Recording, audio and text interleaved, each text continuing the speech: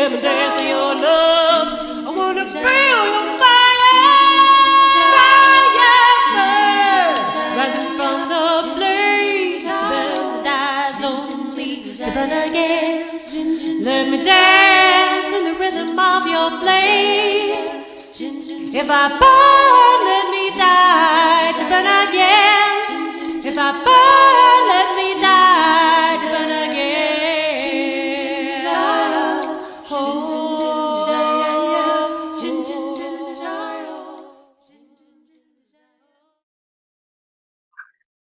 What? What? We're live now. What? We starting? Yes. Here we go. Oh, We're live. Here? Okay. Hi. Welcome to What? Hello? Lit. Yes. And We go from here. Okay. Welcome to Lit. everybody. Welcome to Get Lit. to extend I am our vibrations. Rebecca Hahn, and this is Blue Star Deer Woman. welcome to the show. So we are speaking today about. I was going to introduce, but we'll You speak. said, "Oh right, say hi." Say hi, everyone. Okay, so you have a good example, everyone out there that's tuned in. Welcome, and I'm really glad you're here. Got a good example. I think we were a perfect demonstration of the chaos in our world, and blessed be, let's celebrate it. But today is about addiction, trying to fill, oh my gosh, this incredible void. This is the solar eclipse, incredible void. I will save my words and let Beckett take it from there. Yeah, so we were in a conversation the other day about, sometimes it takes us up until like 2 days before to figure out what we're feeling or how we're feeling. We got on the phone a day and a half ago and we're like, I'm not even feeling anything. I mean, anything. And I am recovering from a trip to Vegas and the flu. It was a business trip, but I still caught a horrible flu. And so I've been down for the count. I slept all weekend. So I thought that's what it was, but even Blue wasn't coming up with anything. And so we spent about 45 minutes just kvetching, complaining, talking about just superficial stuff, which we normally don't do. And then at some point, I got really riled up about something that's going on within the network and within our social media. And then I took a step back and I just went, I don't give a shit about any of this. Why am I even getting riled up? I'm going through a phase where I don't care about anything and I have no idea what to care about. And I felt like it was a place of neutrality, except that I started getting really riled up in these primitive emotions and it felt really good to feel something about something. And then I came up with this thing where I was like, everybody's just wanting to be right, to be seen and to be heard. And it's the fucking crack cocaine and heroin of our addictive emotional patterns. And how this ties into the solar eclipse and the void that we're experiencing is that this solar eclipse in particular is creating sort of an energetic void where people are free falling, and it's lasting much longer than we typically do. A couple of days, few days, and then we attach ourselves to some other trajectory or some goal or some aspiration or some addictive emotion. And what everybody is saying is that stay in the void. Do not succumb to even transcending the void at this point, figuring out the void, even naming the void, or attaching yourself to old primitive and addictive behavior. So we were speaking of, before the eclipse happened, all this trolling and crap and high school water cooler type stuff that was going on, and I found myself attaching myself to it in a way where I thought I was being neutral, but I wasn't. And here we are in this void, and I just don't have an opinion about a goddamn thing anymore. Well, that's probably not accurate. I have opinions right now about the void, but I'm trying to figure out the next step in life. Yeah.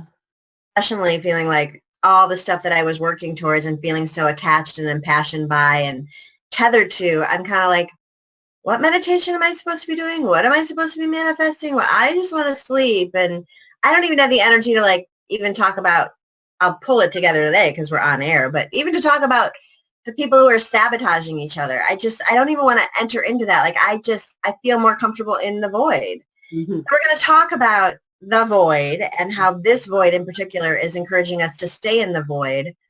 Because what I think is going to happen if we don't stay in the void is that we're going to attach ourselves to habitual, negative, addictive patterns. The crack, cocaine, and heroin of needing to be seen, needing to be right, and needing to be heard. And I'm wondering if anybody else has these experiences as well, because Blue and I are having them. And I was naming it neutrality. Then I was naming it flu. Then I was naming it exhaustion. But really, if we look at it psychoenergetically, I got taken out. And I'm not better yet. And I don't want to try and, my fear is that I'm just going to go back into my old impulses. Mm-hmm. So that's kind of where we're at today. Help us. Help. Okay, here's the first help. Okay, you see this? A community at peace. That was a long, far away vision and desire of our planet and human species. See if we can reach back into the origins of our unconscious, subconscious, conscious cells, our DNA, our genetic lineage. See if any of this has any memory recall. Hold that thought the entire show. And at some point, get the fuck lit. Okay. Okay, that was my first impulse. I had to really expel that. Okay, I had recently listened to Kay Patch's Soul Astrology on the solar eclipse, and he made a really beautiful point. He always says he's goofy, but he's great. But he said that, okay, the solar eclipse has ignited a huge, huge electromagnetic field of the void. And get ready, dear ones, because it's with us for the next 6 months intensely. And what he explained was, and of course I never remember names, but there was some spiritual teacher or maybe someone who studies NDEs, near-death experiences. And he spoke to that time that we're in transition. And that one of the suggestions is when you're in transition, and we've heard a lot of people who have come back and they said they see the tunnel of light, they see their family, they see extraterrestrial beings, and everybody's going, come on, this way, this way. But the recommendation is you're in the void in that transition, and he's saying this about not only in our death transition, but in our now transition of this great void. Stay in it as long as you possibly can and be watchful. Don't grasp the first thing, the first opportunity, the first thought, the first opinion. The real encouragement here is keep staying in this void. Love it, sink in it, savor it, drink it. So I thought that was a real good message, because the reason we called this, we're all addicts, and the reason we're addressing addiction is that we have never nurtured in our world culture, more so in the United States, I'd say, is sitting with the unknown, sitting with this great void. And what we've done is we're always filling the void. And here comes our addictions. We turn the computer on. We go surfing. We, have that next oral fix. And we are very uncomfortable sitting in the void. Yet, here we are acknowledging the great divine feminine, which is the dark, unknown mystery, all right? And we're not comfortable there. No. Right? We get very frightened when it's like, oh my God, I'm not doing, what do I do now? And, then you take out the list, right? And you start making your list for the day, and you start planning your week. And all our comfort is coming from getting out of this now. We live in the future and the past, but everything tells us it's right here in the now. But what the solar eclipse has done is it's going, okay, baby, now is the divine feminine. The now is deep, dark void. Are you ready to be with yourself?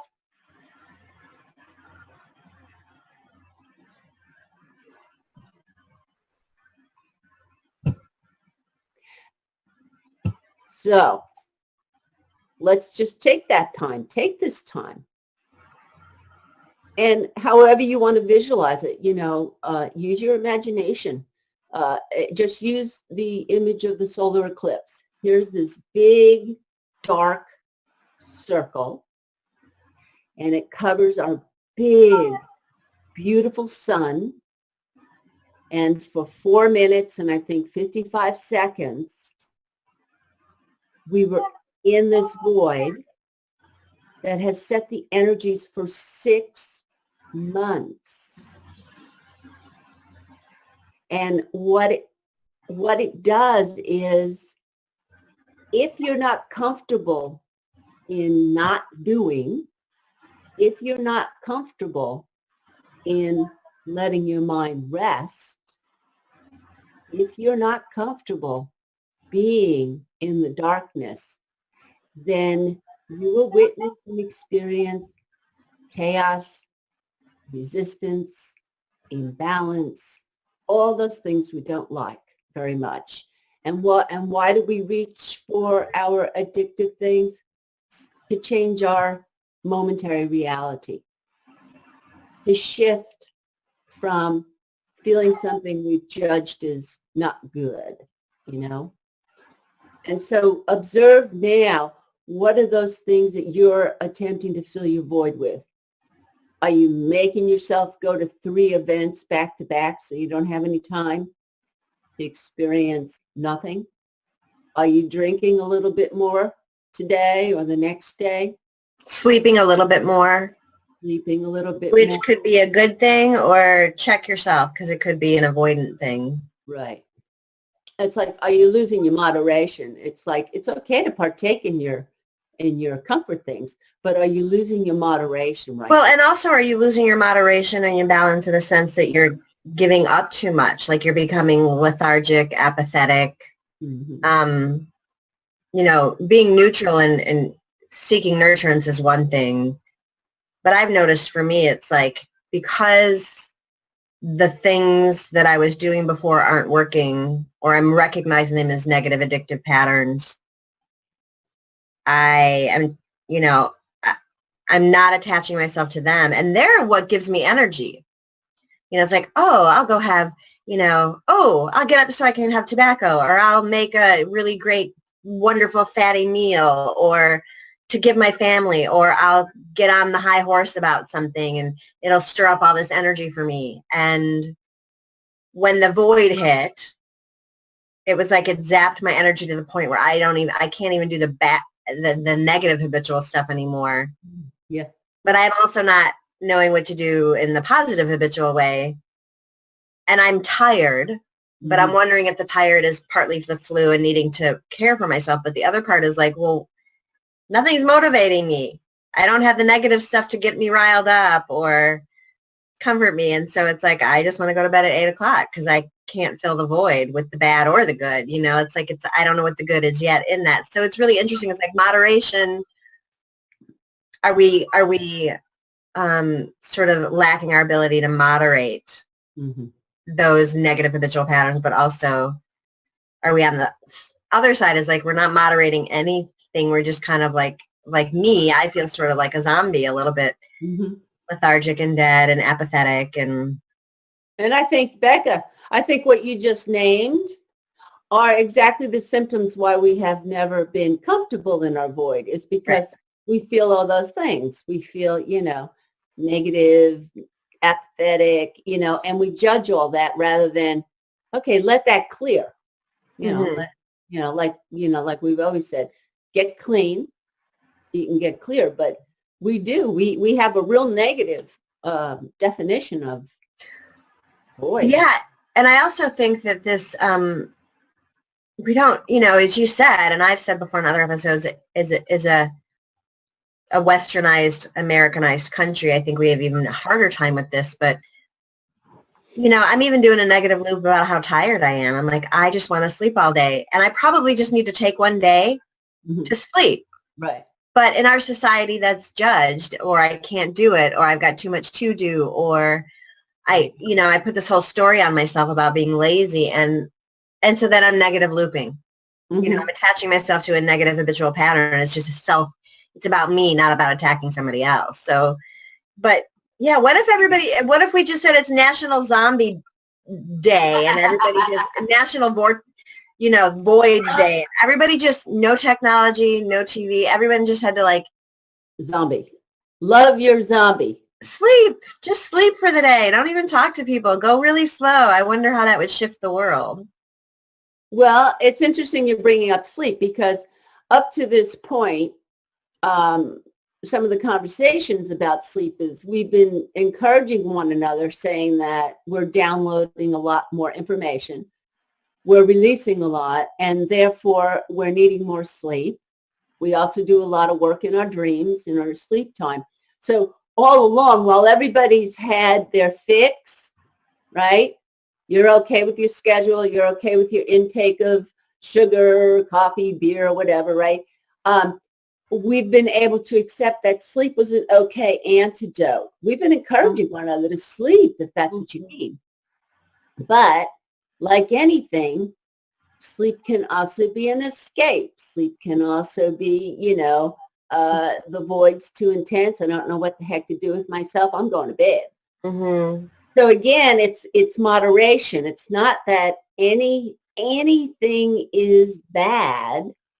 It's just that what we're being asked for is the mindfulness of, are you eating more than you usually eat? Are you Or doing, less. yeah, and to just observe, just observe that right now. But I too, also what you said, when our physical body is out of balance, I think that's spirit and body talking. Because I know I haven't felt real good this week. I'm actually tending a little bit of an earache. And I think it's because I don't want to hear any more negativity. And I do think that's why my ear has closed down. But I had to sit with this and go, okay, on a spiritual level, why is it my ear? And that's what I came up with. It's like, because I was sitting here reading, even though I was reading, I'm hearing all the negativity and the thrashing that's going on in the social network. And you know what? When I asked, what's the core of this? I mean, what's really the core of this? It's not the rational justification and production of facts once again. It's pain. There is genuine, it's hurt. And then I came and I went, you know what? I feel pain over this. I am hurt by this. It hurts my ear to hear this. I can't hear it anymore. And, that would be my message to everyone right now. And I mean, everybody's getting pulled across the coals now. It doesn't matter. You can say the sweetest, most innocent thing, and if somebody wants to misconstrue you or turn you into an agent or a troll, they can. The bigger voices, the old ego self is still there. How loud can you spread your message over the social network? How much connections do you have to really throw a boner at this? And this is my question. If everyone who is upset right now, I'm going to ask you if you can just genuinely ask, go to this one place. I feel hurt. There's got to be hurt. Why are you hurt? Have your feelings been hurt? Do you feel betrayed? Do you feel lied to? And go deeper and just really take a moment before you lash out and before you produce yet another piece of evidence that this person is a creep. It's like underneath that, aren't we just afraid? Aren't we just afraid of not being loved, of not being liked, cared about. I mean, that's the only place I can go. I can get disappointed and I can get angry, but I know better than to add that to the trash already in the world. I go deeper. I go, okay, why are you angry? And usually we get angry because our feelings are hurt. There's something that we're missing. You know, we want to be loved. We want to be cared about. And I'm sorry, but it's all going to come back to love no matter what you do. That's not to take away your upset. But I'm asking, can we just grow up a little bit more? And I don't know, can we? well, that's my prayer. I just really want to see us, you know, I think about children, okay? I was thinking about like when my parents' self is present, and I was thinking, what I'm observing right now, as a parent, I would say, my siblings are in rivalry. My children are fighting right now. They're bullying each other. And then they go, mommy, mommy, mommy, daddy, daddy, daddy, she did this, he did that. And the other one goes, mommy, mommy, mommy, daddy, daddy, daddy, she did this, he did that. And what is the parent? The parent's standing there going, I know they're both mashugana here. They're both at fault. I know that, you know, it takes two to tango. I know this as a parent.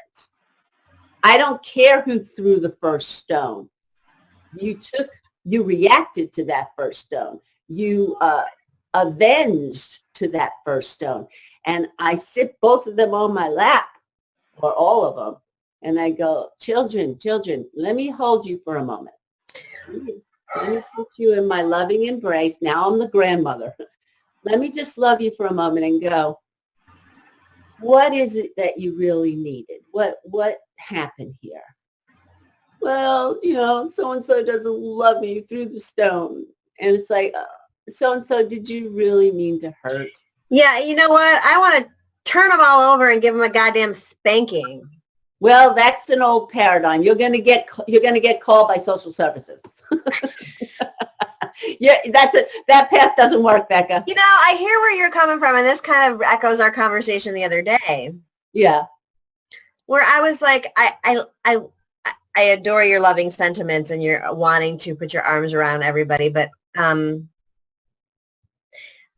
I think at this point people don't need to be coddled. I think that, you know, so Blue had this idea that we could open the platform up to people that had been hurt or they're reacting or they're attacking, and open up the show and have people come on and discuss, like, well, where's the original hurt? Where's your fear? How are you feeling? And I said, that is so not going to work. It's going to completely backfire on us. People aren't ready for that. And I think that, and that's where this thing about being right, being seen, being heard as an addictive pattern, it's the crack cocaine and heroin of our ego and our psyche, because I just don't, if this stuff is still occurring and people, you know, the good side, the bad side, the people that are defending other people, standing up to the bullies, they're doing it in the same way as the bullies themselves. And I get where you're coming from. And ultimately, I guess that is the truth of everything. It is. We're hurt, we fear, then we get angry and we attack to protect. But I'm at a point where I am so fed up with people not taking initiative and action steps to self-correct, that they're so fucking addicted that they will go to any length, in any circumstance, in any forum, at any time, with anybody, to continue to cultivate and feed this addiction. Mm-hmm. And so I agree with where you're coming from, ultimately. But, you know, when we talked about universal law, and one of the first steps in universal law to create peace and harmony is to not even name or give energy to that which is harmful. Mm-hmm. And so I don't even engage in the water cooler. You and I talk, you know, at the beginning of the week, and I always say to you, why are you even engaging? What's important in there? What are you gaining from that? Because I want to maintain neutrality.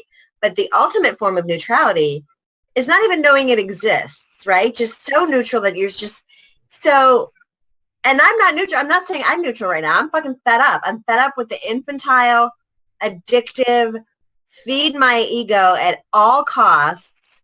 And you know what? If we shut down CCN, if we shut down the Facebook platforms, guess what? 2 seconds later, something else would pop up. They could be talking about goddamn balloons. It wouldn't matter. Right. We have to be oppositional to feed the addiction. We have no clue how absolutely addicted we are to the need to be seen, heard, and right. Now, being seen and being heard, we all want that fundamentally, right? And because we're not seen and we're not heard, we get hurt, we get angry, and then it erupts into this water cooler bullshit. I'm so sorry. But we have no clue, really, how addicted we are to the need to be seen, be heard, and be right. Mm-hmm. Being seen and being heard is our ultimate birthright, right? We always say, I want to be understood, I want to be seen, I want to be validated. That's all great stuff. Right. But when we put in front of it being right, Mm-hmm. and if we're not defending ourselves and getting angry, we're going to defend somebody else and get angry. Again, it could be about balloons. It doesn't matter. We're going to attach ourselves to something. So I hear what you're saying. Maybe I am not neutral, obviously. Maybe I am working off an old paradigm. But I'm at the point where I'm just fed up. I can't even stomach, like you got an earache because you didn't want to hear it. I can't even stomach the conversations anymore. And I do have opinions about who I feel are making stronger choices, who I feel have more integrity. But I can't even go there. And to open up, you know what? Here's the thing. I don't want to open my goddamn network up or my show up to anybody right now that is talking out their ass and addicted. They need to go into detox. They need to go into the void and they need to stay there. Just go to the void and stay there until you can behave yourself. Then you can come on my show. Here's the two different I perspectives. don't want to hear from you. Go right correct. Take right action. Correct yourself enough so I have something to work with because I ain't got nothing to work with right now. You guys are so down the rabbit hole of addiction that you need to be put in the concrete block with no windows or doors and fucking detox yourself. Put yourself in the void. That's how I really feel.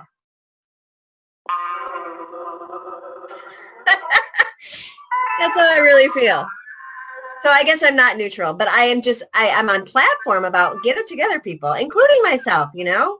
Okay, she's on a roll. She's on a roll. Hey, but you know, we're like two parents. Let's say we're the parents, right? I'm tough loving right now. And look at the different, the different perspectives. I'd be going, no, don't slap the kid yet. Please don't spank the kid yet. Just give me another day with them. I don't want to give you another day. We've done that enough already, you know? It's like, come on already.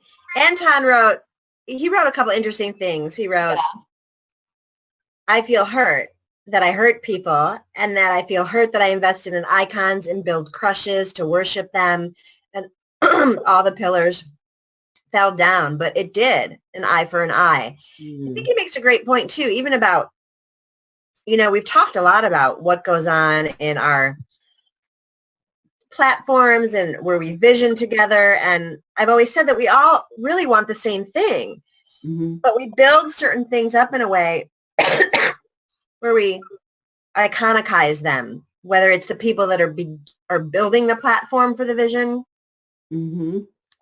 or the vision itself. And we don't take ownness. We don't take responsibility for the absolute true integrity that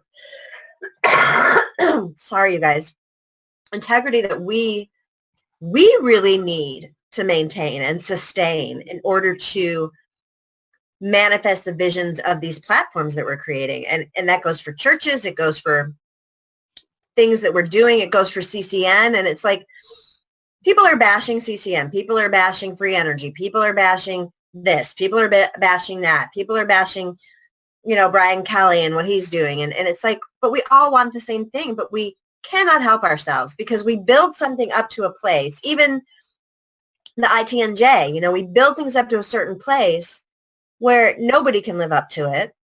We treat ourselves like demigods in that because we're building this platform, and then it falls.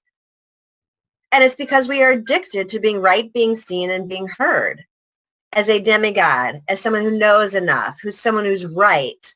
My platform is better than your platform. We're doing a greater vision than you are. If everybody could take a step back and just go, you know what? Nobody's perfect. We're all finding our way through it, and we all want the same thing. But nobody will do that, because then what happens to feeding this addiction? Like standing at the water cooler, fucking shooting up. Mm-hmm. You know, what happens? We're left in the void, which is incredibly uncomfortable. Mm-hmm. So everybody needs to just go home and detox. And then get a spanking. Then they could go to Blue and come on the show. But until you get it at least a little bit together, you're not allowed on my show. My show now. Right, because you don't trust Blue, who she'd bring on the show. No, I do. I just think it would backfire. At this point on us, they would attack us. They would not be hearing the message of loving kindness. Let me hold you through this process. What's really underneath it? All of the patterns and behavior and reactions are showing me that people aren't willing yet. What I want to do... Somebody would have self-corrected at least a little bit by now. Okay. What I want to do is I want to share with our viewers what you're referring to. I had an idea, and I'm going to share the idea. And also, just a suggestion, Beck, if you know you're going to have a coughing spell and I'm talking, you can... I know. I'm sorry. It comes on so quickly. I know. I'll mute myself if I'm not talking. I want to explain to the viewers. I was sitting in deep meditation, and as you know, I mean, hey, look, I'm not perfect, and I'm probably. I am filled with as many contradictions as anyone, all right? I'm just doing the best that I think I can do. And so you have heard me over many, many months that I'm always examining that middle path, net neutrality, but I'm not saying I do it in denial, okay?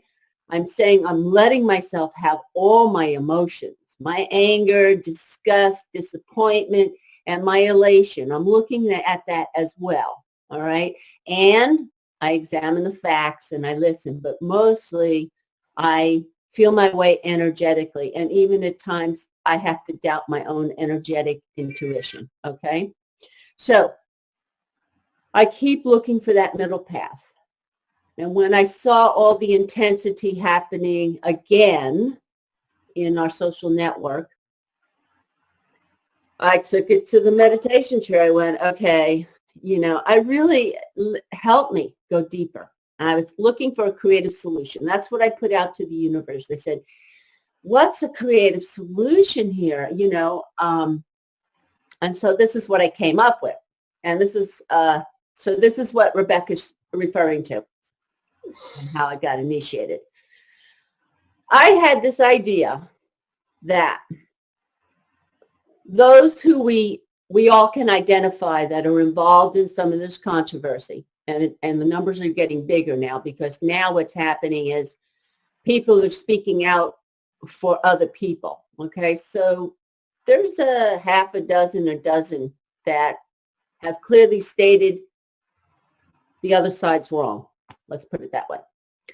And so I started thinking just what I said earlier, that when I really searched for what could possibly be under this, I really did come to a place of there's hurt that's not being voiced. And then to go with what Becca shared, you know, how important it is for us to be seen and to be heard. I mean, that's one of the most potent things we give to each other. When someone listens to you deeply, you feel so empowered. That's the voice of your spirit, your expression. You know, you're being acknowledged. And we do. We all want to be loved. And we know when we're being loved, we're not thinking about unloving things. So I wanted to go after this idea. I was going to take these individuals, I was going to ask them individually if they would be willing to do about a 15-minute recorded session with Becca and I. And the only thing I would ask of them is, could you please speak to your hurt? I don't want to hear your judgment. I don't want to hear what the other person did wrong to you. Okay? I don't want to hear the facts and figures on what's a troll and what's not. I just wanted to have a very vulnerable exchange with each of the members and go, and Becca and I would just be there to mediate and facilitate you back to what hurts inside. And then, after we collected all of these mini videos, With Becca's help, I wanted to stitch the videos together, and in between we might just, put in some summarizing of what this individual just shared with us. Make a full video documentary, then let each individual see it in completion and give a yay or nay on it, and then ask if we could publicly release it. And the purpose is that I think if it's kind of like taking all the children apart, but I think if our community and each of these members that, the ones that are being attacked and are attacking right now, I think if we could each witness one another's vulnerability and expression of hurt, I can't help to think that it wouldn't touch all of our hearts in some way. And I'm not saying it would resolve anything. I'm not saying anybody has to come back together. But I think if we could have just that moment of your heart was touched, I think we'd create an incredible ripple of doing something we've never done before when factions are, in my opinion, are in war. And so I was trying to look for a creative solution. I imagine, any one of those members might go, Blue Star, you are so fucked up. There's no way, no how I'm going to do that. I'm not, and I wouldn't be asking them anything but, could I just have a little moment with your heart and let our community share the pain, in that, what, I don't know, just wanted to show that we're all human and that there is love, and vulnerability takes a lot more courage than attacking. Vulnerability is a real authentic moment. And I know that even as I came back to, what, I'm hurt. I am deeply hurt and disappointed by what's going on. I can't express it any more deeply than that. It makes me so sad. And all I can reach for is there a solution? It's like, I know how hard it is to be on the hot seat and to be vulnerable and to admit that, okay, maybe I didn't do that quite right. And, and then I also know how painful it is when you're trying to express to someone why you're not the bad guy and they still don't believe you and they attack you when your heart's open and you're going, I'm sorry. And they go, sorry's not good enough. I mean, we have so many layers of pain.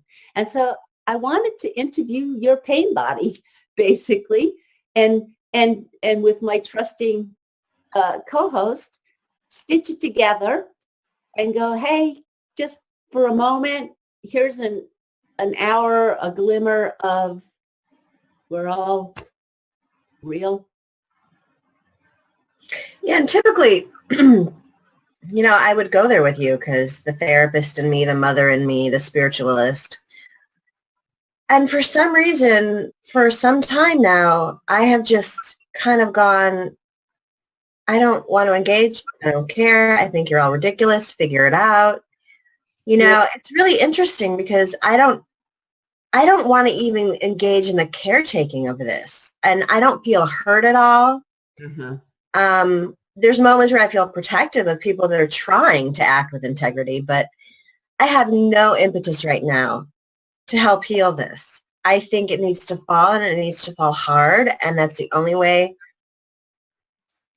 people are going to be hit rock bottom. I cannot Band-Aid your addiction. I cannot be your codependent. I cannot be your person that keeps you from hitting rock bottom. And I look at it and I just kind of throw my hands up because it's human nature. And it's human, it doesn't matter what platform, what's going on, people will find a way to make this happen, to fight against each other, to feed that addictive nature. And I just frankly don't have time for it anymore. This whole idea of going inward and being really clean and clear and putting that out into the universe, is sort of where I feel like the greatest, deepest work gets done, to self-correct this universal ship that we're on. And I totally get where you're coming from. I just, until people hit rock bottom, until something really happens, I just don't see you stepping in and facilitating healing is going to change them, because then you're the one facilitating their healing. And I totally get it. But I'm part of it's a fed up thing with people repeating human nature in these addictive ways. Part of it is I want to be focusing in areas where this doesn't exist. And if that means I have to stay in meditation 24/7, I'm going to do it. It's a new place for me. And I would hope that if we were to do that, it would facilitate transformation and change. I don't know if it would be sustainable, because then we would have to hold their hand through the whole thing. Well, Becca, over again. Anton just responded and has the same concern you have, and I've listened to you. That's why I'm still talking about it. Yeah. Is that it would backfire. It's like there's been plenty of me's in the world that have tried to make peace. You know, there's plenty of me's that and yous that have tried to arbitrate and mediate, and it gets turned back, and it's like, I don't need to be the Christ on the cross.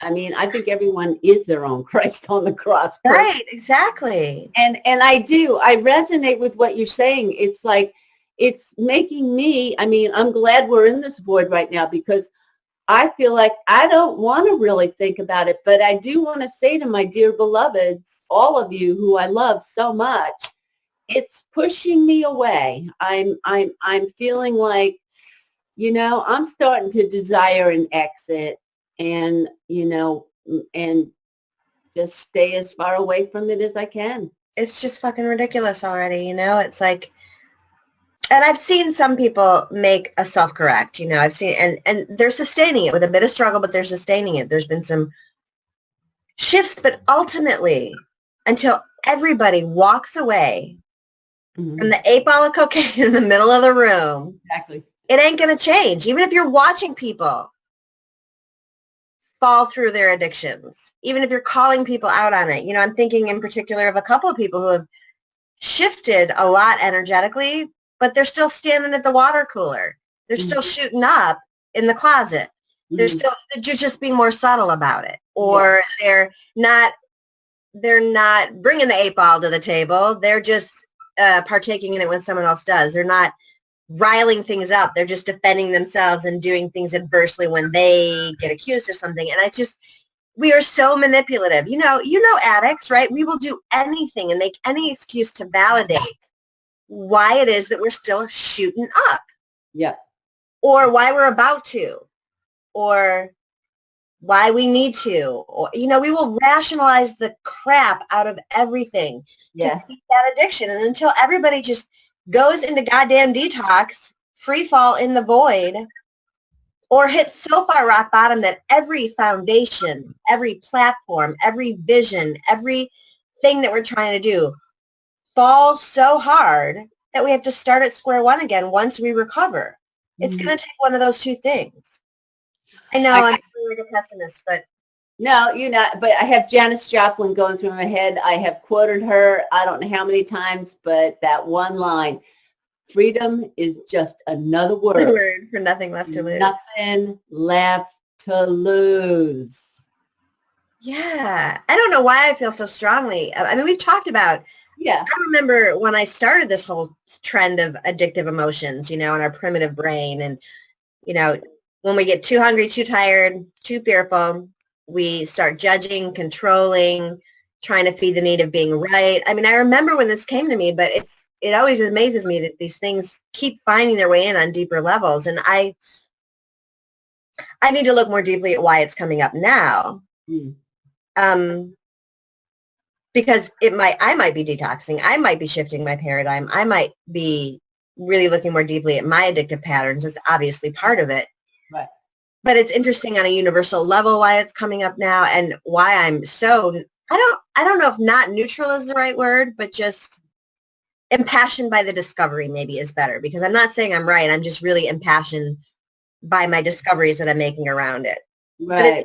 But it's I mean, because I don't give a shit about anything right now, yet I am really gung-ho about like us really delving deep into the discovery around addictive nature of emotions. Well, I think that emotional response of not giving a shit about anything is because we do need to go in the void and await some higher insight. Yeah.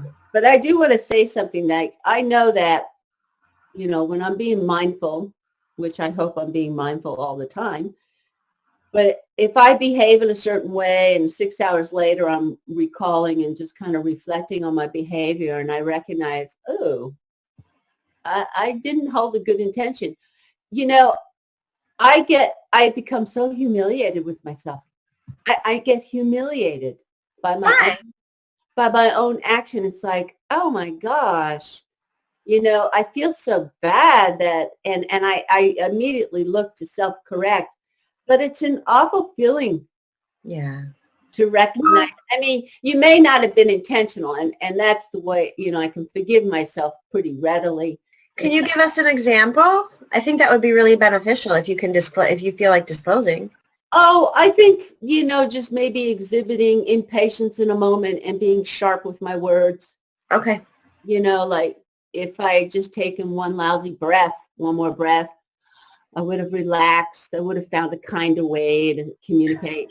What if you skipped the addictive nature of wanting to self-sabotage and inflict pain on ourselves through shame and just skip that emotion altogether and went straight to, forgive me, I'm sorry, I love you, here's what I meant to say. And well, see, Becca, that's where I think the magic is, though, because I used to do that when I was less spiritually evolved.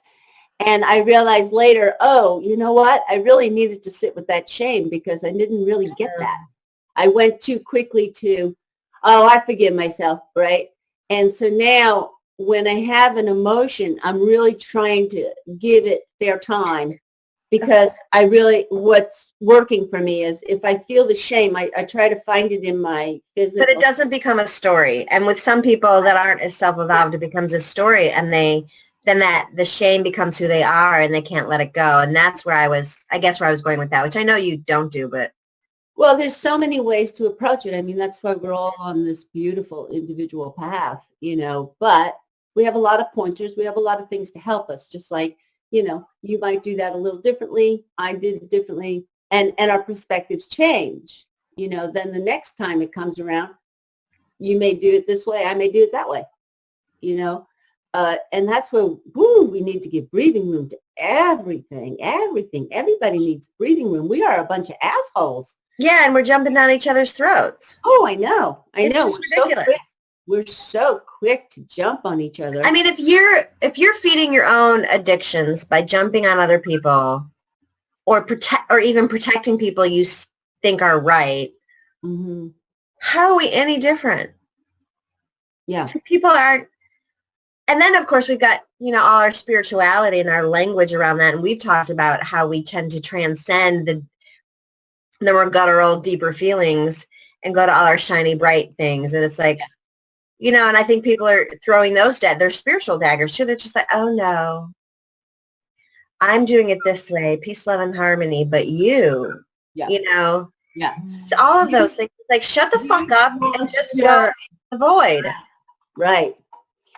You've lost your composure. You can't be very spiritual. I don't allow people to speak to me that way. No, yeah, right. I'm removing myself from this conversation. It's getting too negative. Yeah, fuck you. Yeah, like fuck you. Right. Fuck you, remove yourself. You and your spiritualizing. Get the fuck out of here.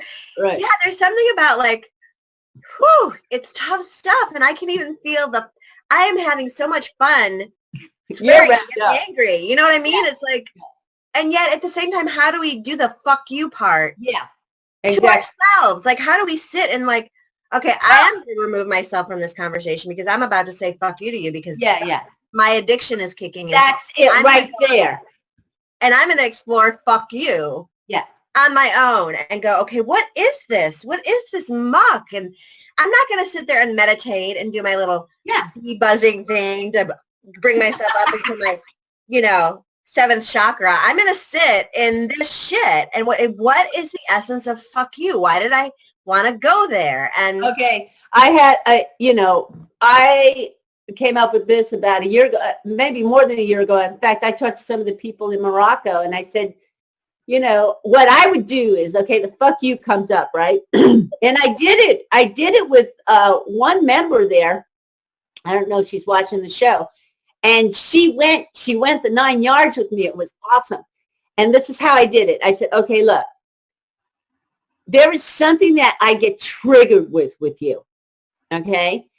And I said, and this is what I want. Will you give me safe space so I can voice my trigger and help me find what I need to find to release it?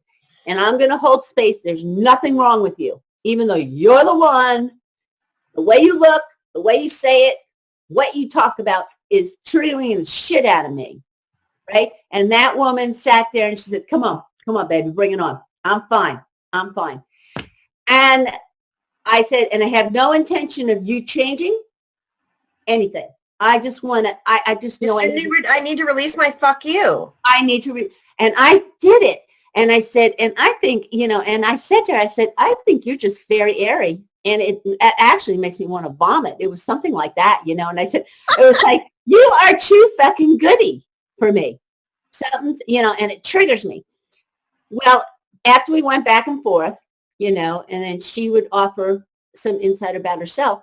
In the end, I felt great just being able to say, I mean, you triggered me. Thank you for sitting there. I don't even care if I come up with a solution, but the fact that you heard me. But you learned about her, and so it became something that was real as opposed to something put on. Oh, exactly. And by the end, she said, you know, you're not the first person that said that to me. But she didn't say that in the beginning. And I didn't know that. And she was able to share her insight. And it didn't matter. You see, it didn't matter. Mm-hmm. And I approached a few in Morocco seeking that same thing, hoping that, can I just share with you, this is my trigger? But instead what I got was, well, then you got the problem. I was judged. You got an issue and you got to change it. And the other person didn't offer me anything from themselves to meet me. Okay. So this is the suggestion is that you go to that person and you have to be committed to be present. It's not arguing. It's like, I am so fucking triggered with this. Can I just say it? But here's the thing. The person who's receiving it has to have enough space in them to contain that in a neutral way where it's not about them, it's about you. And they're just filled with loving kindness to take in all that you cannot contain within yourself, give you perspective back, right, and help you neutralize it. But people can't do that. Yeah, you don't want to work with a person that's going to feel they need to defend themselves or justify. Blue, I'm going to go make some tea to conquer this thing. Oh, you just finish that thought. I'll be right back. All right. But there are lots of tools, but in the end, it really takes our personal self-reflection to own who we are and how we engage with problem solving. And I think it's a really important point that Becky and I were just making. It's like sometimes you really do. You just want to say, you are so fucked up. And I'll bet there's a lot of you out there that have good enough friends that you can turn to a friend and go, you are fucked. I can't believe you're saying that to me. And because you're good enough friends, you go through it. You go through it. You may not even ever have to say you're sorry because the other person goes, yeah, I know why you were saying that. It's okay. It's cool. You know, but we got to be able to hear that from each other. But more importantly, this idea of triggering, when I was in Morocco, there was a lot of conversation about owning our projections, owning that if even the smallest iota of a judgment comes up, it's a judgment of yourself. And that's a big task. when you start pointing the finger and go, they did that, what we were accepting in these conversations is that 100% you were doing that. And it's a really potent practice when you own every judgment. And there you go. You turn the mirror around. You're mirroring yourself. And of course, one of the antidotes had always been that beautiful Hawaiian prayer of, I'm sorry, I love you, forgive me, I am grateful. Grateful for the opportunity that I just had a terrible judgment of you. Grateful. You triggered that judgment in me, and therefore I got to self-reflect, love and heal myself, say I'm sorry to me, and grow from it. That's why I'm grateful. That's why we're grateful in that prayer, is that you give each other the opportunity to go, oh yeah, that's mine, all mine. But it's a very potent practice, and it may not give you the resolve or the expectation that you have, but when you really own, the moment that judgment comes up, even when you go, oh my gosh, I can't believe she dresses like that. Ding. Oh my God, I can't believe I dress like this. You can find a self-judgment, but it's so potent. When you bring it all back home, you get so empowered in the ability to heal everything when you heal it within. And that's what creates that spaciousness. And I would say, go as far as all the justification and all the facts we collect to support this person is no good. Try to take that chunk and turn it around and have all those facts and all those judgments looking at yourself going, because I'm no good. That is serious, serious digging and healing. And it works. Like in this moment, when I say that to you, you might go, are you out of your mind? I'm going to take that judgment and that justified fact and say it's me. Just try it. Because it doesn't make sense in the rationalizing and justifying. But it's almost like if you and I are one and the same in Lakesh, if we are one source, then all that justification and proof that that person's wrong has got to come back to each one of us. Now that is a massive spiritual practice, and it's a big one to chew on. You don't have to tell anybody you're doing it.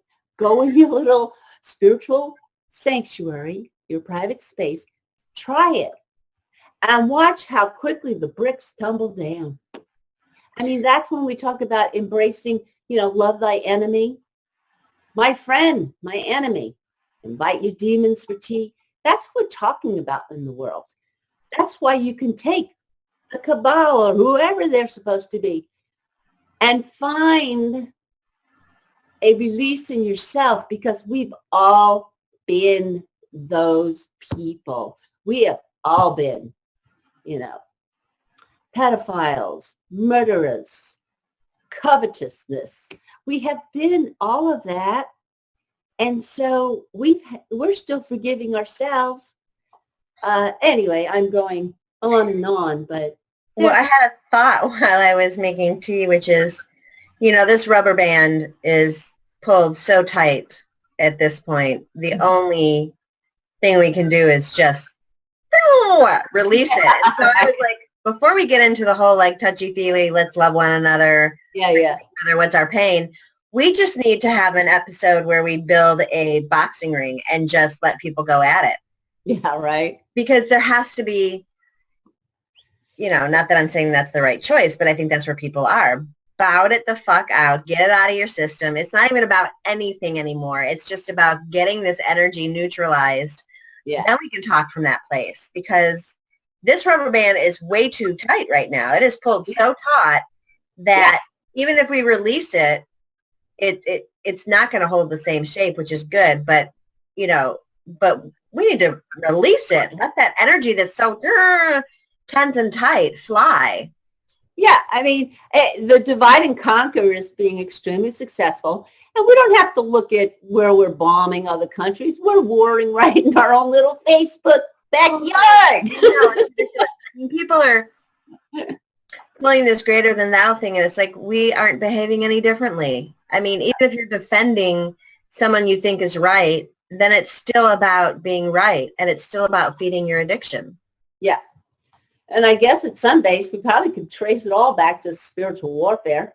I mean, if the world is, the microcosm is a spiritual religious war, then at the crux of who we are, I mean, if we're not knowing we are spiritual beings living on a spiritual planet, then we're all fighting for our spiritual belief, aren't we? Right. And I don't feel like we are in any better position in our behavior than, let's say, what's happening electorally in the United States. I mean, people are, Trump is, I mean, I don't want to talk politics per se, but, like when both Bushes were elected into office, everybody was just so shocked and so fearful. And I said, you know what? Good. I'm glad. And they were like, how could you say that, Rebecca? And I said, because we haven't woken up enough yet.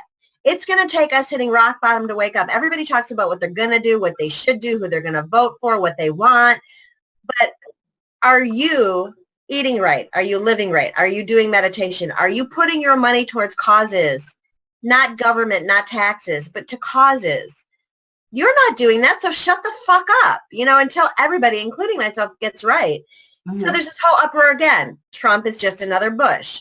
Yeah. And people are saying, oh my gosh, if he gets into office, it's going to destroy our country. It's going to destroy the world. Look what he's doing, and the racist this, and the immigration that, and the education this. And I'm like, bring it on. Let him. Yeah. He's never going to change legislation and policy to the point where we close the borders. It's not going to happen. He's never going to change legislation and policy to the point where we do away with educational, policies that we have in place. It's going to hit, but it's going to change things to a point where it's going to get bad. And then maybe everybody will wake up. Maybe everybody will get in the goddamn boxing ring, and instead of standing on the sidelines arguing with each other, get in the goddamn boxing ring, take each other on. Yeah, right. You know what I mean? It's like, so let him get into office. We're in such bad shape. We may as well just hit rock bottom, because until we do, nobody's going to wake up. Nobody's going to own this. That's the Tibetan philosophy. Invite your demons for tea. So why not elect the demon as our leader? Let's invite them. There are people out there that are racist, that don't want to put platforms towards education and healthcare and immigration and all of those things, and are blaming Middle Eastern people. It's there, but until their roar gets so loud that us liberal, bleeding heart Democrats stop fucking talking about it over wine and doing something about it. Right. And the people begin to see the fallacy and hatred within them because someone is actually getting in the ring with them. Yeah. It's not going to change. Same thing with all of these foundations and platforms. Yeah. Something that's going through me as you're talking is like, I want to say this to the viewers. I am no different from you. Same here. Okay? I am as fucked up as you are. I do stupid things. I make bad choices, on and on and on. And I just want my viewers to know one thing.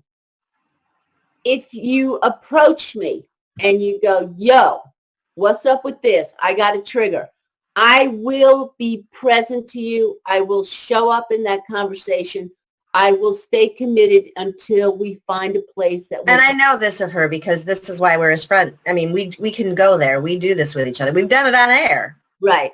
But I really want you to know that because, okay, maybe I'm getting a little protective, but I want my viewers and anybody who's listening out there, I feel like this war in social network is encroaching and it's getting closer and closer because I'm holding this middle position. Yeah, people are mad at you for holding the middle position. Yeah, people are getting mad at me. Why I'm not taking a stance. And I just want you to watch this. It's recorded. I love you. I love you. I love you. I love you. I love you. I love you. I don't give a flying fuck what you believe in. All right? And I'm willing to be present to you, but I'm not going to take a stance or hold an opinion that's going to make you feel better in your ego or you make feel better in Thank your you. Because you know what? Her holding a neutral, loving place is what heals things.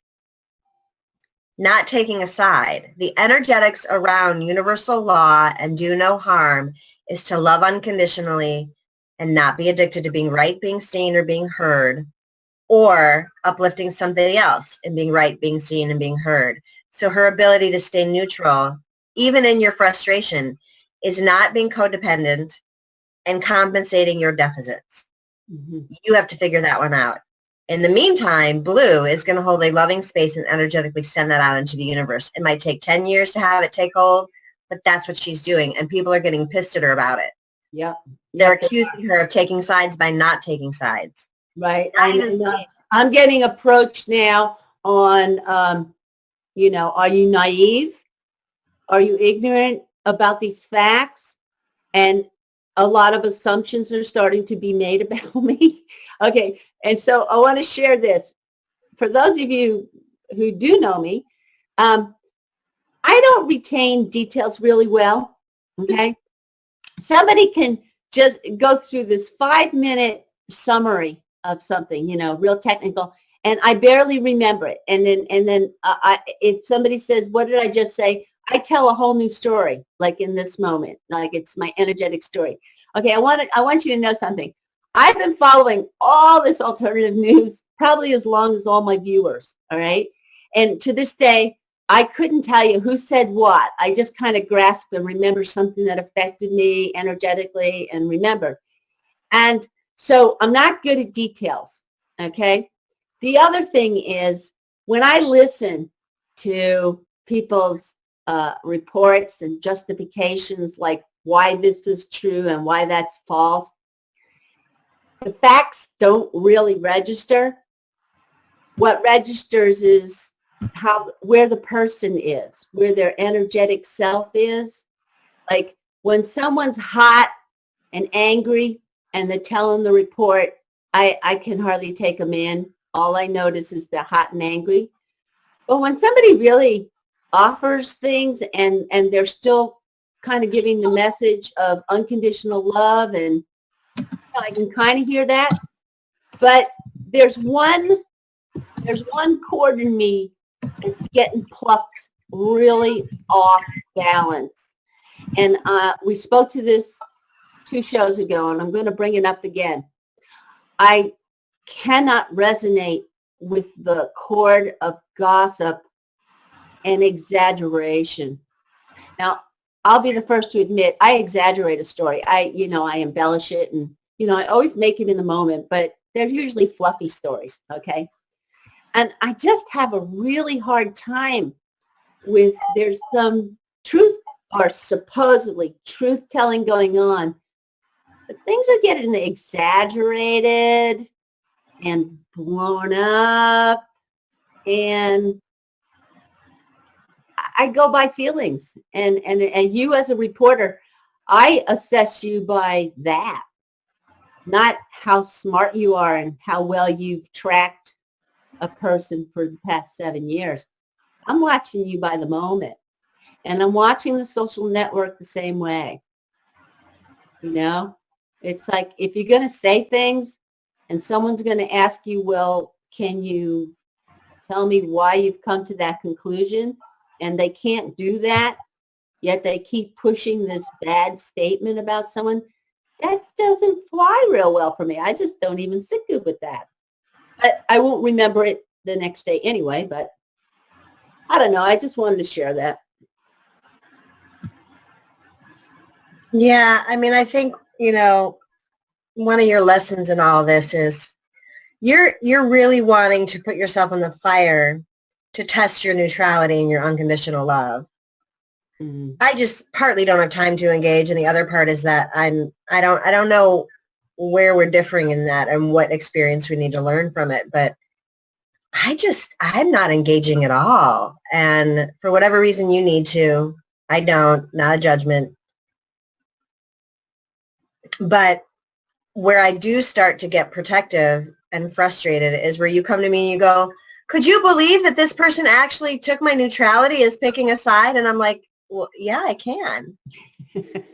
What are you thinking? Like, you are naive in that way. It's like, I am. like I am. this energy that is so pure love and neutral and loving is being rejected because you're not feeding the addiction. Right. It's like the heroin addict who, you open your home up to them because they say they want to detox and they want to change their ways. And then you come home from work the next day, your house is trashed, your jewelry stolen. You're like, all I did was love this person and look what happened. I'm not ready. Yeah, I do. I guess I keep testing the waters, but I do want to say to those of you out there, I noticed there are some individuals that speak out from a place of the same place you and I are talking today. Yeah. And I want to say thank you to you Yes. who are speaking out. And sometimes you only do it once in a thread, but you basically say, really? You guys are still doing this? Yes. I want to thank those of you who have the courage and you don't participate because sometimes, the negative response comes to it again and you don't come back in. Thank you. Thank you. I love all of us who are, you have to be pretty damn courageous to say anything in these threads right now. I mean, I would think half our people are scared shitless to respond to those power, there's some power people out there, right? Yeah, and it's like, it's the same thing in the world. Who wants to fucking go up against the cabal, man? Well, it's the same Donald thing. Trump. Yeah, right. It's the same thing in our Facebook. It's like somebody gets on a big old black horse and it's like, yeah, hi. I don't agree with what you're doing, but I think I'll save that for another thread. Yeah, nobody wants to be attacked. So we're just bullying each other into submission. Yeah. And then we'll go do our heroin alone in the corner and self-flagellate. I mean, it just, so I don't know. I mean, I don't have a solution other than to go deeper into prayer and meditation and unconditional love. But even that feels no. hopeless at this point. It's like people just really need to hit rock bottom. It's got to get ugly, down, and dirty before people are going to wake up and get in the ring, put the gloves on, and really fight for change. Really, really, really get in there and come up against each other and the triggers that we have and clean it up. Well, it's a volatile process. And, if you look at our war analogy, it's the point at which you decide you're a refugee and you're going to get the fuck out. Right. Right? Isn't that it? A refugee finally says, I can't fight this anymore. Right? And they could be one of the militants, the militia, the grassroots military. And they finally say, you know what? I'm gathering my family up and getting the fuck out of here. And then what happens to all the platforms and foundations and visions that we've created? They're all for naught instead of people getting real about it.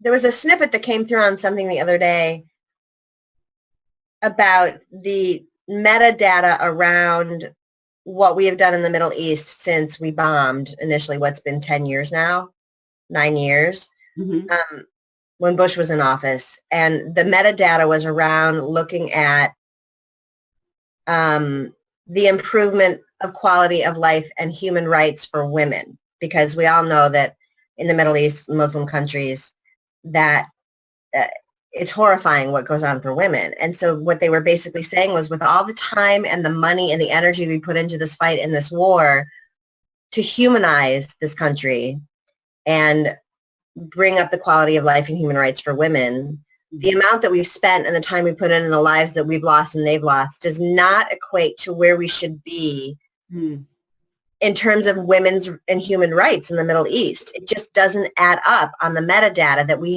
that there's been some improvement, but not enough to justify the casualties, the causalities, the money, the finances, the time, all of that's been spent. And so what I'm doing is creating an analogy to everything that we've put into these platforms and foundations and newsrooms and communities that we're building, it's like the outcome has not equated metadatically, if that's such a word, Yeah. energy and time we put in. And you know why? Because we're approaching it like a war and we're infighting. We're not approaching it as my platform, your platform, our platform, under or standing on one huge platform. We're not asking each other, what can I do to serve you? Right. What can you do to serve me, so that everything that we're doing, because my platform is a bit different than yours and it fills that gap that yours doesn't, and vice versa. So this is a good, what can I do to serve you? Where we have come to with all of the work does not equate to how much work we put in. And it's because of this fact that we are severing our own foot. We are infighting. We are so addicted to being seen, being right, being heard, that we're not making quantum progress the way we should have, or thought we would have, or could have. Yeah. Well, So, that's where my, you know, when I experience sadness and disappointment, it's because I look at all of us, especially the infighting, and every one of us is so damn brilliant. We're geniuses. We're intuitive. And as I know them, a good bunch of them individually, they're loving. They're spiritual. They're imaginative.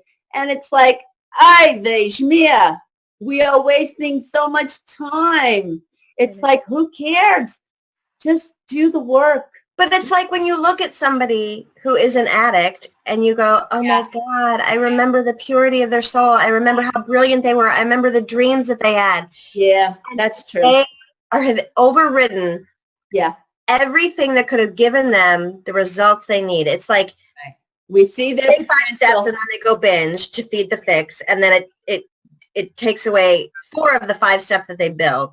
Right. You look at them and you go, oh, the life they could have had, Exactly. the goals they could have reached. And Yeah, you're right, Beck. Okay, bringing it back to addiction. That's good. That's the theme of the show. Very good. Because I think that's exactly, I mean, you're so right on. And we'll look at our buddies and we'll say, they say they're going to get clean. We take them into our home. We trust them. And like you said, then it's trash. They're gone. And so's your car. And that's exactly it. And, yeah, and when how this many stuff, times do we, our beautiful, deep-hearted selves want to keep believing that it's going to change. and maybe one day it will, but not until we do it differently, not until we hit rock bottom, not until we get in there and take the gloves and put the gloves on and really battle maybe it's the addiction we need to fight. We need to get rageful with the addiction, not with each other. But Okay. there's this what was I going to say about that?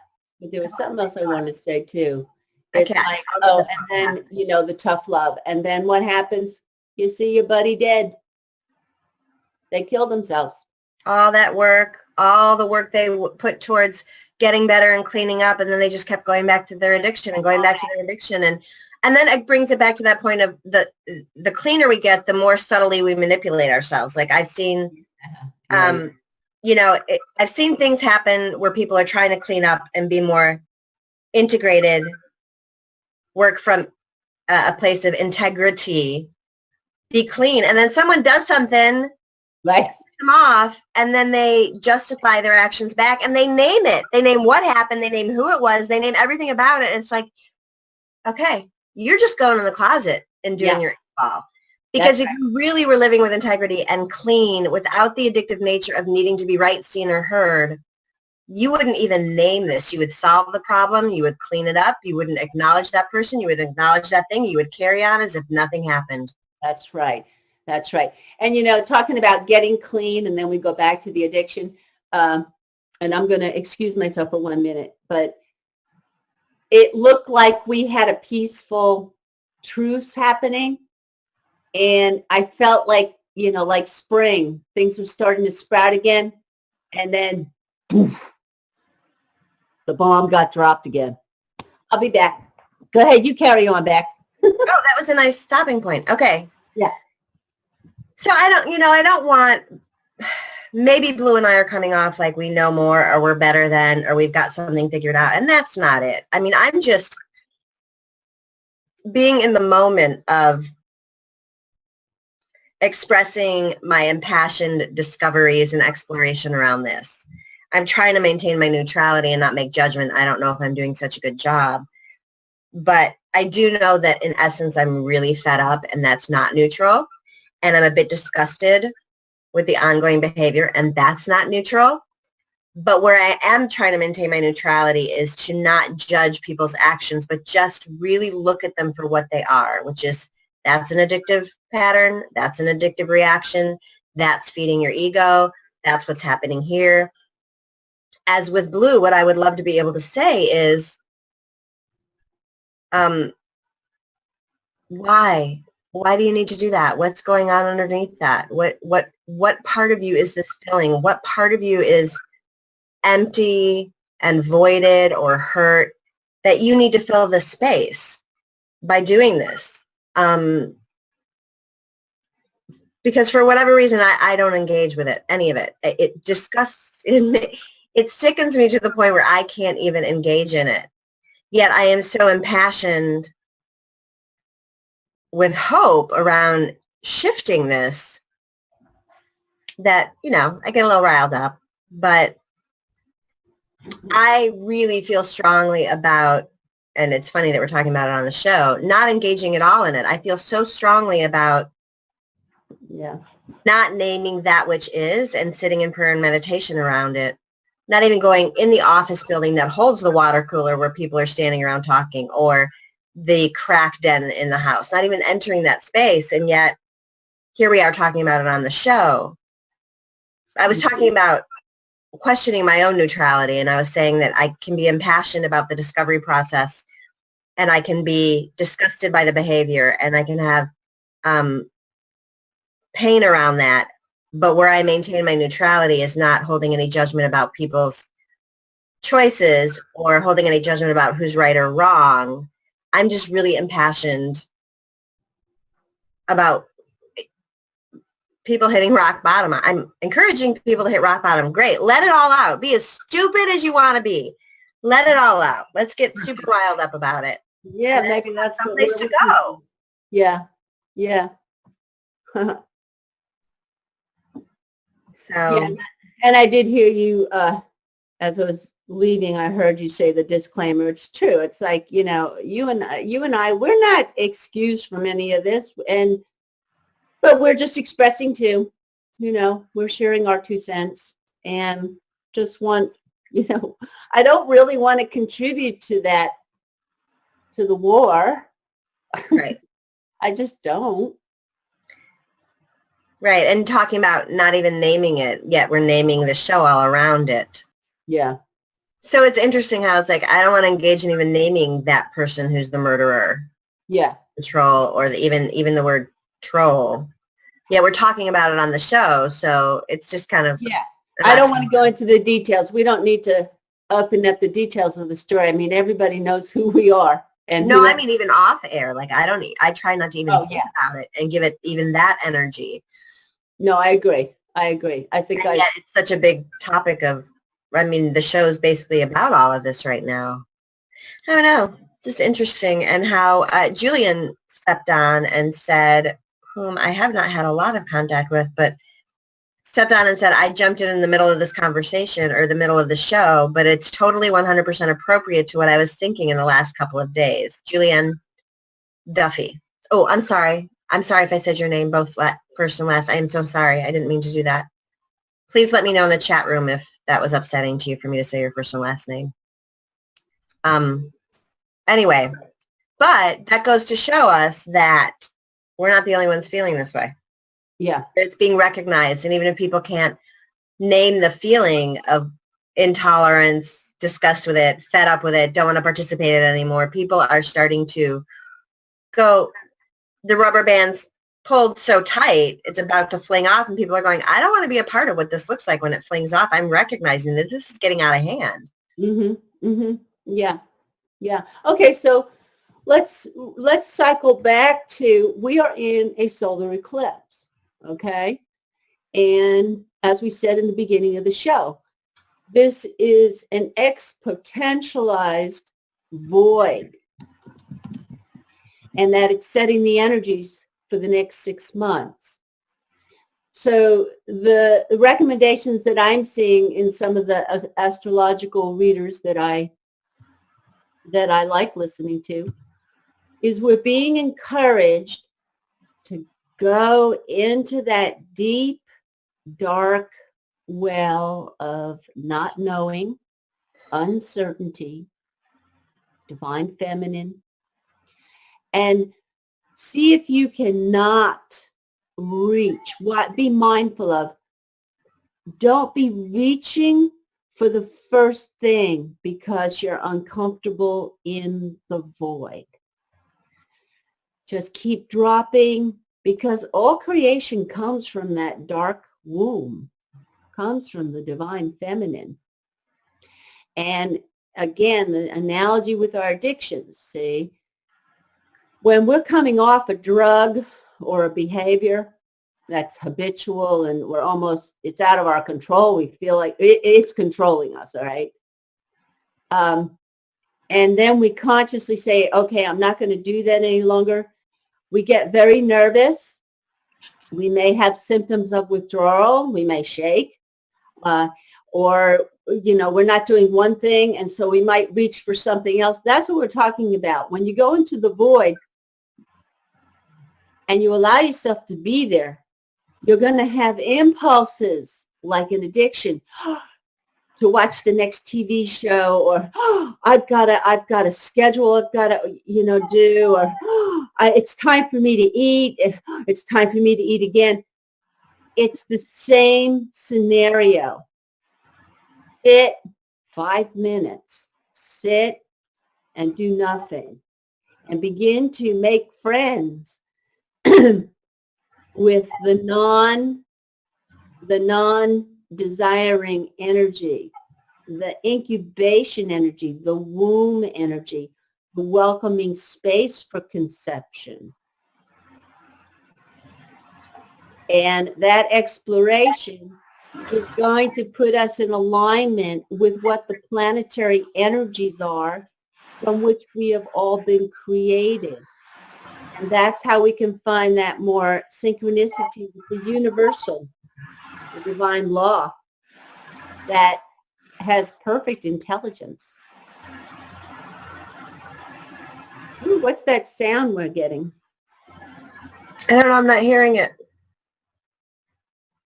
Okay. But I just wanted to really come on back to remember we really are infinite, eternal beings, sources everywhere. The planets are inside us and we're inside the planets. Astrology, astronomy, all the sciences are a reflection of spirit through us. So in this understanding of this much that we understand about science, when we're being given information about this void, that if we can embrace that synchronicity in our consciousness now, we're drawing on the greatest source of power there is for us to find balance. And balance isn't always because we know. Balance is equally in what we don't know. I mean, and that goes back to the idea of me just sitting more in prayer and meditation. Mm-hmm. Is the crux of it, you know, the way we can rewire our brains, the way we can shift our chemistry and our thought patterns and all of that is not to keep engaging, even setting ourselves up by naming things. We're naming that which I'm going to be neutral around. Mm-hmm. Take ourselves completely out of the equation and just go into that really deep place of divine knowing and divine love.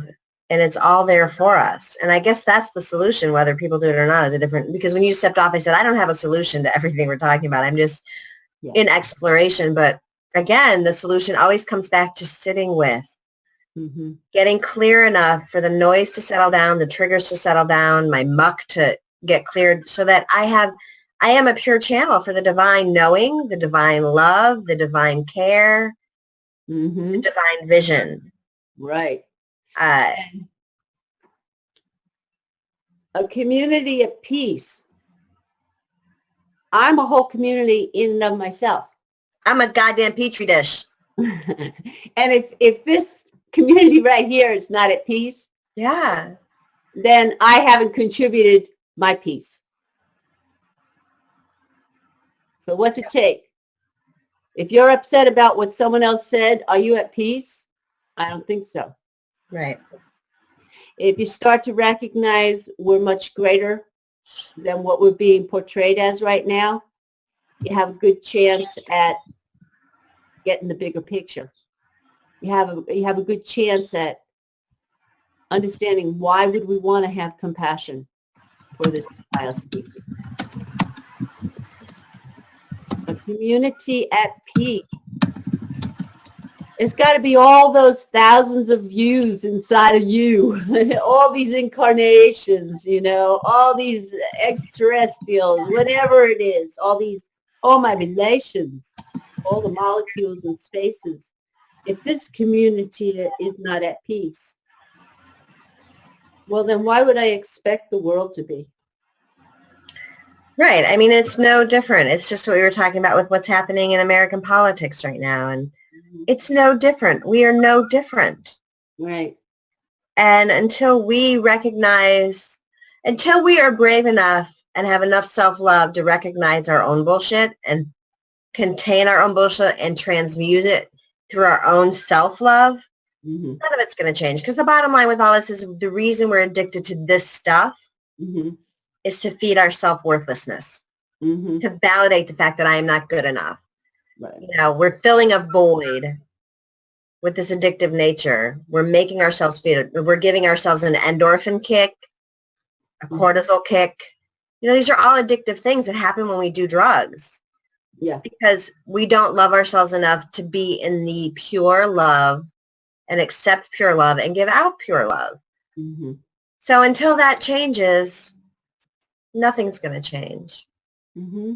Got to do this work first, That's why I'm like, I would love for people to just be in the void. Step off of this addictive turnstile and sit in your own discomfort and emptiness, and it will begin to be filled with something that is 10 times more valuable and self-soothing than the addictive nature of emotions and attacking.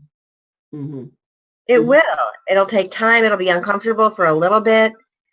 But really, let's just paint the scenario that at this very given moment, everybody stepped away from the water cooler, stepped away from the 8-ball, stepped away from the crack house, and went into their own self and sat in stillness. There was no more conversations about who did what to whom, why my platform's better, why this foundation is doing this. There's not even any conversation about the vision for the foundations of the change in the world. We're not even talking about that.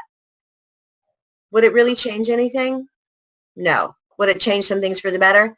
Hell yeah. It would stop all this circling back and forth. How can we talk about the vision of change for the world when we're not even recognizing the vision of change we need for ourselves? Would it change anything in terms of momentum of where we're going if people just shut up and dealt with themselves for 2 weeks? Let's go on a 2-week fast. Would it change? It wouldn't change a thing in terms of the momentum. In fact, it would probably help it eventually. But people are so pushing to make change that you're right and my way's better, or you're wrong, my way's better, and I'm going to do it this way, and this person's right, and I'm going to stand up for them. And have we really made any substantial change yet? No. Step off, close it down, work on yourself, come back where transformation can be sustained in a positive way. That's, I guess, the solution. Because we would lose nothing by shutting up at this point. Yeah. We would lose no momentum. Becca, what just occurred to me, I think it would be really important if you're up for it. You shared briefly with me an observation of working with the team. The team? Yeah, your team, your other business team. Yeah, what did I share? I can't even remember. Yeah, you were addressing a business model of how transparency and responsibility was being practiced. Yeah. And it might be, I don't know, that just came to me because it was so, wow, that's a cool thing to hear about. I mean, maybe just briefly just share what you observed. Yeah, so I mean, the joy I find, the peace and the love and the groundedness that occurs for me when dealing with this small team of people, it's about 5 or 6 of us that are developing, platforming, and launching this whole coaching system around co-creation, opening the third eye, being transparent, building trust, honesty. Some of you know this about, within a corporate structure. So we're building this platform around how we can deliver a whole new set of not only leadership and coaching, but implement this into companies where transparency, trust, unconditional love, being heard and being seen without being right is how people idea make, coalesce, come together, and basically transform not only the bottom line of company, but just how we operate. And so we're idea making, and we have our meetings, and we talk through things, and we're developing, a whole new system. It's not like something's even in place where we can go, here's A, B, and C, let's add this. It's like we're coming to this really from a place of newness. The woman whose work it is that we're developing has been doing this for 40 years. You would think that she would have some sort of attachment to the way it should be done. And we all come from different places, but there's this way that we idea make and speak to each other, and I wouldn't even call it disagree, but fumble and stumble, that there's no judgment on that. Like I'll be in a conversation and I'll say, okay, I'm idea making something here, but I don't know if it's a strong idea yet, and everybody gives me space to fumble and stumble. And then what part of our language is someone will say, okay, I'm going to push back on that a little bit and tell you what it is that I'm hearing or what my idea might build on that. And then you can let me know how you feel about that. And so we had something recently come up where for about 2 weeks, all of our ideas were kind of like not hitting right with each other. And it was like not making sense. We weren't finding the right language. We weren't necessarily resisting each other in the sense of you're right or wrong, but it was like that doesn't resonate or doesn't feel right, or I don't know if that's the direction my mind wanted to take it in. And then one day everything just kind of came together because collectively we made a decision that none of it felt right, might not be the right direction we're going in, but that we need to take everything off the table and sit in emptiness together. And then we went in a different direction and everything started coalescing. But one of the things that I found since I began working with these people, because they're at a level professionally that I've never explored yet, and a lot of you know that, there was no moment of intimidation, no moment of nervousness, no moment of feeling like I wasn't up to level. And it's because people have done so much work around what it means to collaborate, co-create, listen, hear, be seen, but not be right, that there's this ebb and flow to so much spaciousness is given to everybody to explore, stumble, fumble, and come together, refine, refocus, where there's no ego, and everybody is just so supportive of one another. And we see our differences, but we can speak to those as strengths. It's really fascinating, and it's because these people are exceptional, which I think is why they're dealing in the context that we're dealing in. But they've also done a ton of work around the discomfort of creating together and really tracking where they're addicted to being right and where it's just ideas forming. And none of this there's no right or wrong. There's no issue around this stuff. There's no someone's idea is better. There's no Just sounds like an open flow. Yeah, and it's really exceptional. And then I look at what's happening on these other foundations and platforms, and I go, they're the ones that are espousing to change the world, and they're falling apart. And yeah, I think our ego is such a blind spot for us. And, it's not that I haven't had triggers, and it's not that I haven't felt insecure, and it's not that I haven't gone away going, God, Rebecca, that felt like a really stupid idea because nobody validated it. I thought it was brilliant. But what I've done is gone away and gone, it's like what we said earlier about going into that feeling, my own fuck you. Like I just went fuck you to myself with that whole thing, but nobody else is telling that story to themselves. Right.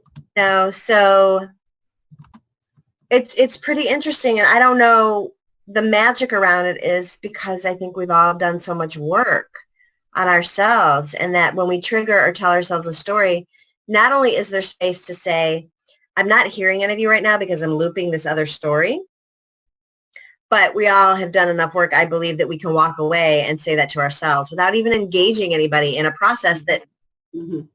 they're not even part of the story. I'm making everybody a character in my own story. So Right. it's just fascinating. And there's no water cooler. There's no addicted to being right. You know, and we'll have moments where we'll say, I need to push back on that just for a sec, either to better understand it or Uh-huh. to talk about my resistance to it, or maybe help me find words that ground me in it, you know, and Well, one of the things that I'm feeling as you describe this is, okay, I'd use the word maturity, that people are exhibiting a mindfulness and are genuinely recognizing it's the creative imagination that is of the utmost service, and that there's a recognition of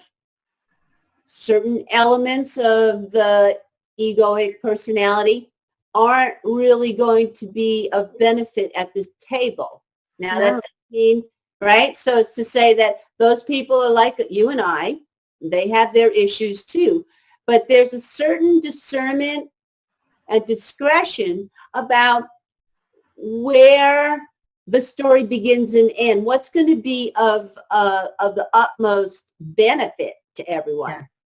And that's where, okay, if I can draw this analogy again, when we talk about, we're trying to prove something's right or wrong, I think there's a point at which the facts can be really pure, clean facts. Like here, go to this document located at that site and do the research yourself. But when it becomes a little gossipy, you take one little tidbit and you kind of report it like, and give it a slant and a little story to it. I don't think that's a benefit to us.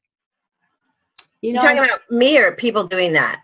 No, just people in general doing that. Yeah. That's what I'm saying, is that there seems to be a place to share knowledge and information that's simply clean. Mm-hmm.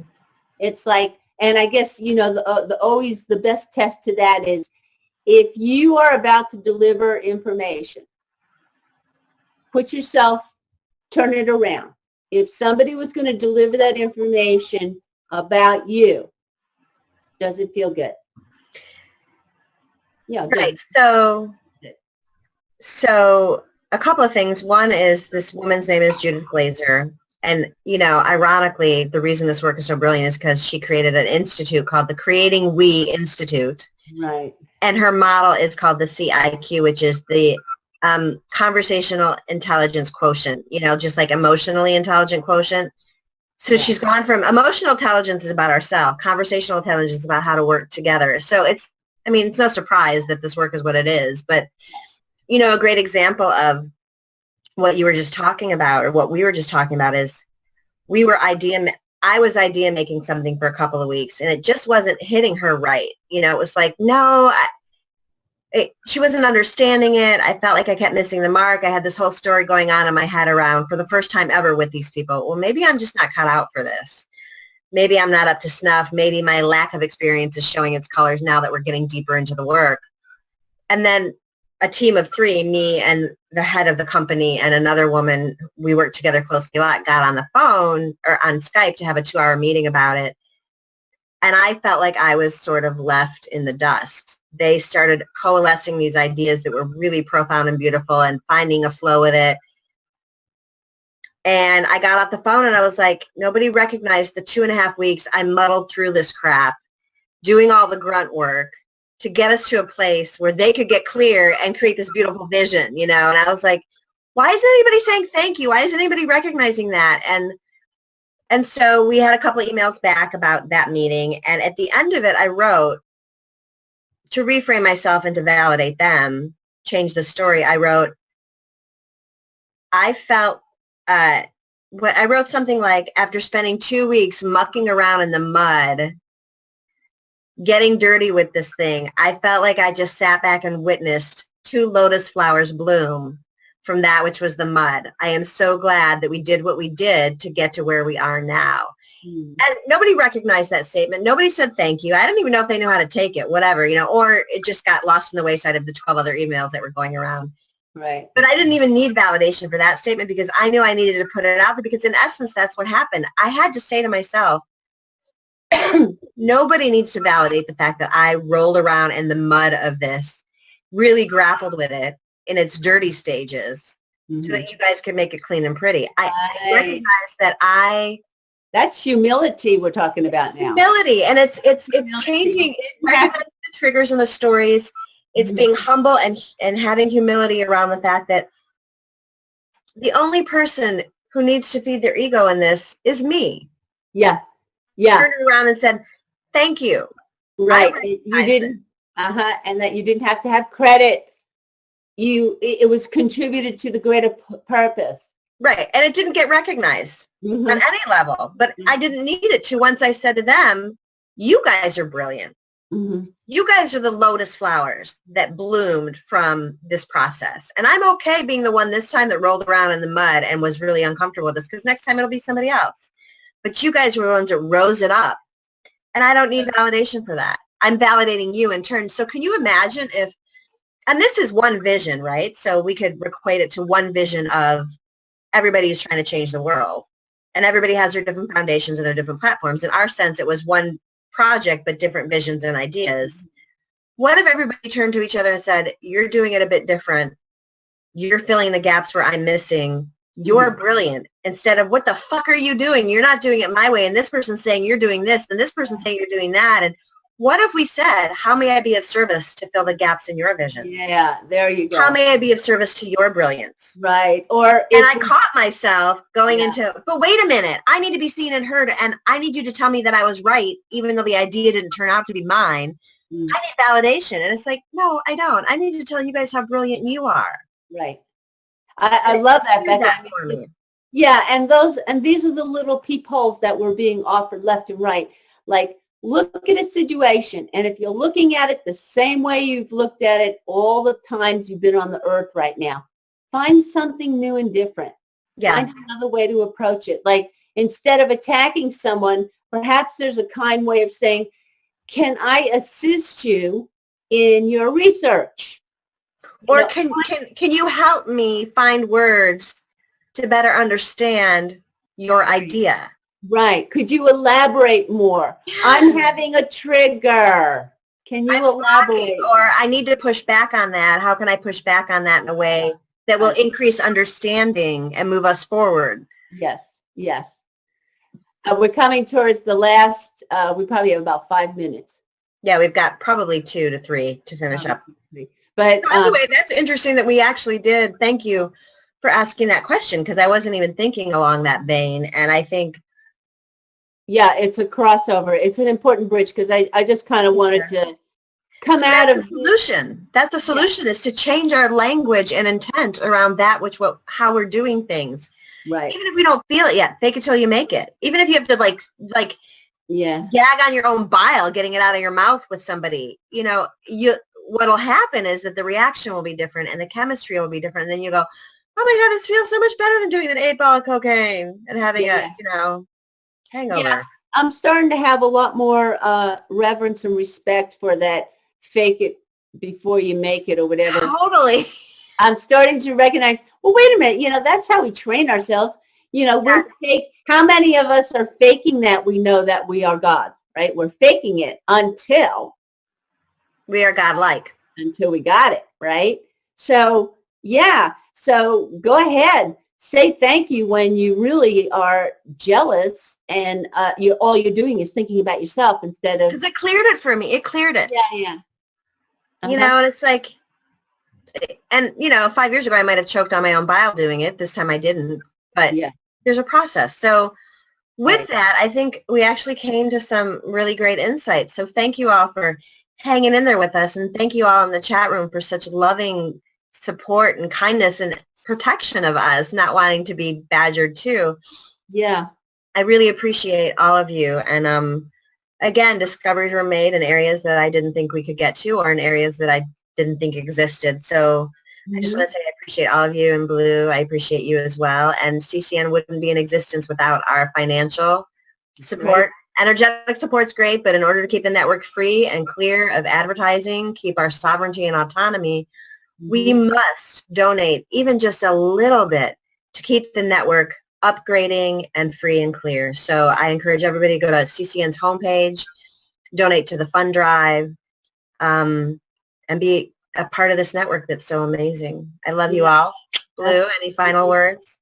Okay, and I just want to piggyback on that. It's like recognize how much energy, effort, thought, and time it takes to create a platform like this, and support it in all the ways that you can. And I want to just put a shout out to everyone out there who's making an effort, you know, who really holds in their heart. They want to make a change. They want to make a difference in the world. And so what if only 75% of everyone is true? 25%. Wow, that's a high percentage. You're so hopeful. I'm giving them a high percentage, yes. And 25% is contradictions, confusion, and what we would perceive as untruth. I'd like all of us to just take a moment, drop into our hearts, and please practice. Give others the benefit of the doubt. Before we react, really take it into your heart, and rather than react and trash, think about how can you assist. This is only going to happen if it's in your hearts. That's my love that I'd like to share, and I just want to remind all of you, I love you incredibly, and I'm going to continue to do that. So thanks for being here. I hope all of you got lit. Thank you everyone for tuning in. We'll see you next week. Please contact us if you have any ideas for content or shows you want us to do, because we would be more than happy to explore that with you. Our love to all.